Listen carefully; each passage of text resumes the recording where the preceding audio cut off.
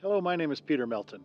I'd like to share a little bit today about peace and how peace ties into religion and spirituality and how we know ourselves on this planet.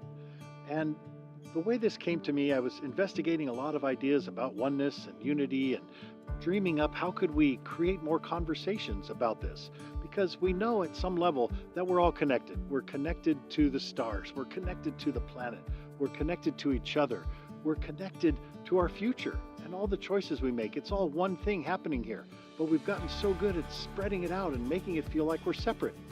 And as I blended my ideas around peace with my ideas around spirituality, I looked at the old two-finger peace sign, which originally stood for V for victory after World War II.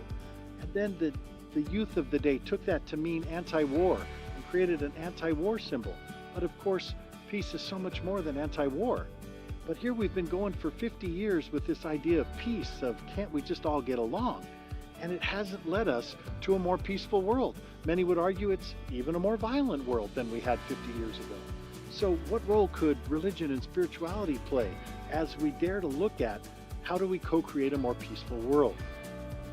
So what I did was I thought, this two-finger peace symbol really seems to mean we're two sides, two things that are happening that need to try to get along. And there's so much divisiveness in our world that this doesn't serve anymore. We have to remember, we have to realize that we are all connected. We are all one family, sharing one future, living on one planet.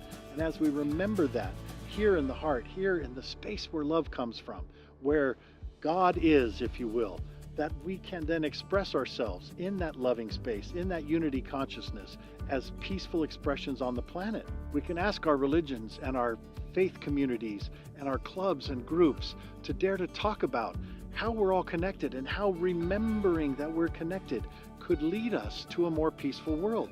There's just way too much divisiveness. There's way too much judgment about other people and other genders and other races and other colors and other anythings. We'll divide everything into other to try to create a space for ourselves. And we've just got to stop doing that if we're going to have a peaceful planet to live on. We really are all in this together.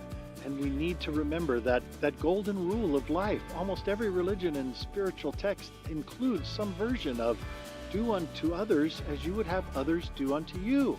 And I add to that, do unto others as you would have others do unto you because they are you. We're all connected. We're one family. There is no other. We've made that up, and it has taken us so far off track with our species, with our way we've treated the planet, and we need to bring that back. We need to have the Golden Rule 2.0. Do unto others as you would have others do unto you because they are you. And this unity sign speaks to that remembering that while we appear to be separate, we are connected in every way. And we can come together. We are in the process of coming together. I think the unity sign can help us have more conversations, dare to share this idea, and dare to share the fact that we have to do it differently if we're going to guide this ship into a peaceful future. So please, help me spread the word. Help humanity steer this ship in a more peaceful direction. Try the unity sign. Share it with some other people. Make a video about what peace and unity and spirituality mean to you and how those connect. And let's start the conversation and let's reframe peace and spirituality and unity in a way that can empower everyone into a brighter future. We thought we were separate. We're realizing that we are connected. And here in the heart is where we're connected. And when we come back with that love, we can express ourselves peacefully in the world. Thank you.